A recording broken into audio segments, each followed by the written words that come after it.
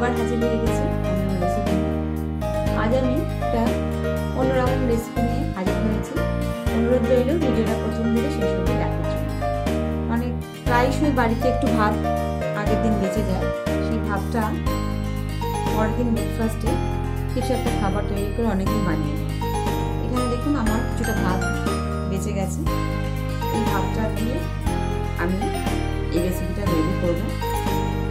সঙ্গে আমি নিয়েছি বাড়ি পাতা টক দই নিয়ে নিয়েছি, এখানে একটু সুজি নিয়ে নিয়েছি, আর এখানে নিয়েছি গাজর, গ্রেট করা গাজর, কাঁচা লঙ্কা কুচি, গোটা জিরে, আদা কুচি, আর এখানে একটু ভাজা মশলা করবো বলে জিরে, মৌরি, ধনে আর দুটো শুকনো লঙ্কা রেখে দিয়েছি, কিছুটা কারি পাতা রেখেছি। এই দিয়ে তৈরি হয়ে যাবে এই ভাতের রেসিপিটা। প্রথমে আমি এই যে ভাতটা নিয়েছি, ভাতের মধ্যে একটু সুজি আর টক দই দিয়ে ভাতটা মেখে নেব।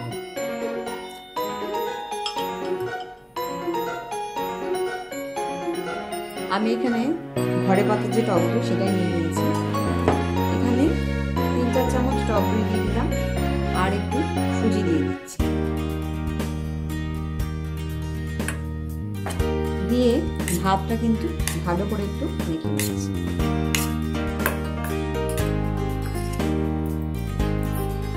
প্রায় ভাত বেঁচে গেলে আমি এই খাবারটা বানাই, আর এই খাবারটাই আজকে আপনাদের সাথে আমি শেয়ার করছি।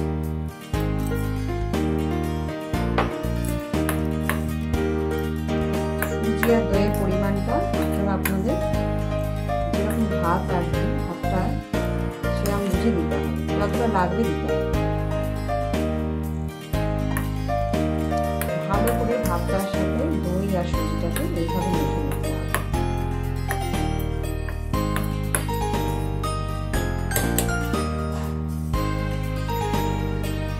দইটা আরেকটু নিয়ে নিচ্ছি, কারণ একটু দইটা দিলে তবে মাখাটা ভালো হয়।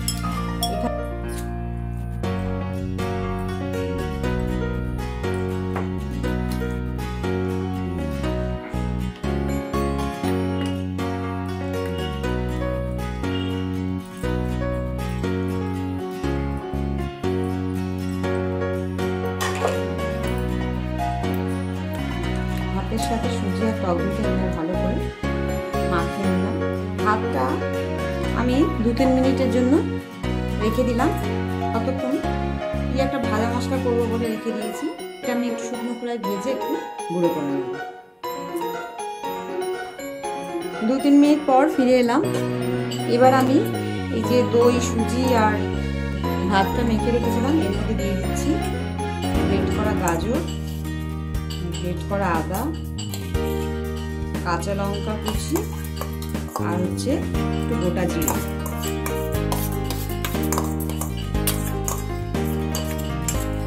আপনারা চাইলে একটু পেঁয়াজ কুচিও দিতে পারেন।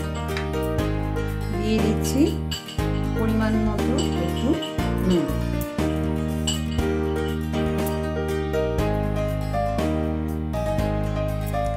দিয়ে আমি এটা ভালো করে আবার মেখে নিচ্ছি।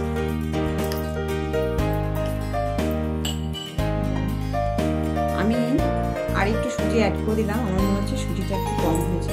ছোটো কাপটার 1 কাপের কম সুজি নিয়েছিলাম, পুরো সুজিটাই আমি মেখে দিয়ে দিলাম। দিয়ে এটা ভালো করে মেখে নিচ্ছি। নিয়ে আমি ইডলির মতো করে একটু তৈরি করে নিচ্ছি গোল গোল করে।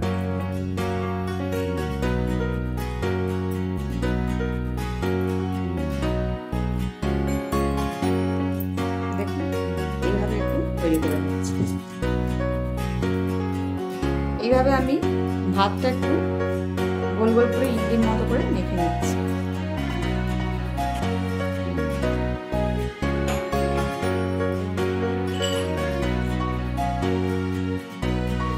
দেখুন আমার এখানে ভাতের ওই ইডলি বড়াগুলো রেডি হয়ে গেছে। আমি এখানে একটা ফুটো ফুটো থালা নিয়ে নিয়েছি, তার মধ্যেই আমি এই ইডলি বড়াগুলো ভাপিয়ে নেব। এখানে আমি গ্যাসের ওপর কড়া বসিয়ে একটু জল দিয়ে দিয়েছি, জলের ওপর একটা স্ট্যান্ড বসিয়ে দিয়েছি, একটু ঢাকা দিয়ে জলটা ফুটিয়ে নিচ্ছি। তারপর আমি এটা আমি বসিয়ে দেবো। দেখুন জলটা ফুটতে শুরু করে দিয়েছে। এবার আমি ওই স্ট্যান্ডের উপর বসিয়ে দিলাম, দিয়ে একটু ঢাকা দিয়ে দিলাম। মাঝখানে একটু খুলে দেখছি যে একটু সেদ্ধ হয়েছে না, আর একটু বাকি আছে, আর একটু হবে। এটা 5 মিনিট হয়েছে। 5 মিনিট পর আমি খুলে দেখলাম, আরো 2 মিনিটের মতো আমি এটা রাখছি। 6-7 মিনিট পর আমি ফিরে এলাম, দেখছি এটা হয়েছে না। দেখুন কয়েকটা হয়ে গেছে, যেটা হয়ে গেছে সেটা আমি তুলে নিচ্ছি। দেখছেন শক্ত হয়ে বেশ ইডলির মতো তৈরি হয়ে গেছে। বড়াগুলো অনেকটাই শক্ত হয়ে গেছে। আমি বড়াগুলোকে একটু উল্টে পাল্টে দিচ্ছি, কয়েকটাকে, বাকিগুলোকে একটু উল্টে দিচ্ছি। দেখতেই পাচ্ছেন বড়াগুলো কি সুন্দর একদিক শক্ত হয়ে গেছে। আবার 1-2 মিনিট একটু রাখছি অপর পিঠটা শক্ত হওয়ার জন্য। আবার 2 মিনিট পর ফিরে এলাম, তৈরি হয়ে গেল ভাতের ইডলি বড়া। আমি বেঁচে যাওয়া ভাত দিয়ে প্রায় এইভাবে এরকম ইডলির মতো করে ব্রেকফাস্ট বানিয়ে নিই। আজকে সেটাই আপনাদের সাথে শেয়ার করলাম। আমি এগুলো এবার অন্য একটা থালায় তুলে নিচ্ছি। এই যে বড়াগুলো রেডি হয়ে গেছে, এগুলো আমি একটু তেলে ভেজে নিচ্ছি। এবার ফ্রাই প্যান নিয়ে নিয়েছি, ফ্রাই প্যানের মধ্যে একটু সাদা তেল দিয়ে দিচ্ছি।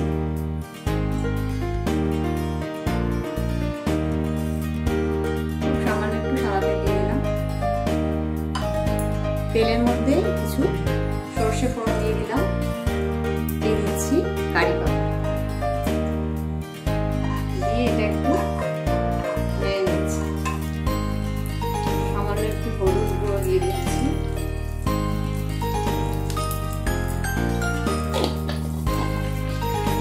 একটু কাশ্মীরি লঙ্কার গুঁড়ো দিয়ে দিলাম। 1/2 চামচের মতো তেল দিলাম, দিয়ে সর্ষে দিয়ে কারি পাতা দিয়ে সামান্য একটু হলুদ গুঁড়ো আর কাশ্মীরি লঙ্কার গুঁড়ো দিয়ে এটা একটু নেড়ে নিচ্ছি। এবার এর মধ্যে বড়াগুলো আছে, বড়াগুলো দিয়ে দিচ্ছি।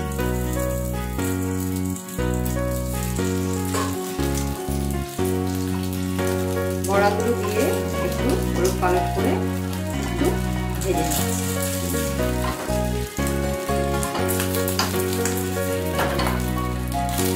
সামান্য তেলে এগুলো একটু শ্যালো ফ্রাই করে নিলাম। নিয়ে এবার আমি একটু ভাজা মশলা রেডি করেছিলাম শুকনো খোলায় 1/2 ভাঙা করে, সেই ভাজা মশলাটা একটু ওপর থেকে দিয়ে দিচ্ছি।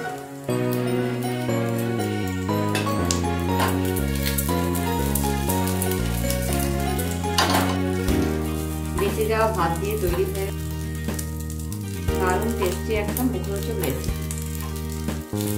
ভালো করে একটু তেলের মধ্যে সব শ্যালো ফ্রাই করে নিই। বাড়িতে এরকম ভাত বেঁচে গেলে সেগুলো দিয়ে ঝটপট কিন্তু এরকম ভাতের ইডলি বড়া তৈরি হয়ে যায়,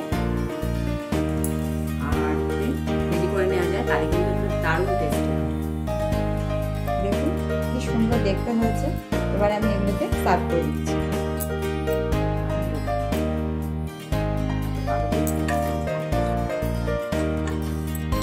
তৈরি হয়ে গেল বেঁচে যাওয়া ভাত দিয়ে ফ্রাই করা ইডলি বড়া। কি সুন্দর তৈরি হয়েছে, প্রত্যেকটা বড়া দারুণ তৈরি হয়েছে। আমি একটা ভেঙে দেখিয়ে দিচ্ছি, দেখুন দেখতেও দারুণ হয়েছে, আর খেতে কিন্তু এটা অসাধারণ। আপনারা অবশ্যই একবার এইভাবে ট্রাই করে দেখতে পারেন। আপনারা এটা যেভাবে আমি দেখালাম ভাপিয়ে নিয়েও এটা খেতে পারেন, আবার এইভাবে ভাপানোর পর কোনো ফ্রাই প্যানে সামান্য এই মশলাপাতি দিয়ে একটু শ্যালো ফ্রাই করেও এইভাবে খাওয়া যায়। অবশ্যই একবার এইভাবে ট্রাই করে দেখবেন। যদি ভালো লেগে থাকে রান্নাকে লাইক ও শেয়ার করার অনুরোধ করবেন। নতুন বন্ধুদের আমার সাবস্ক্রাইব করার অনুরোধ করবেন। পাশে থেকে বেল আইকনটা অবশ্যই প্রেস করবেন, তাহলে নতুন নতুন রান্নার আপডেটগুলো সহজেই পাবেন। সুস্থ থাকবেন, ভালো থাকবেন।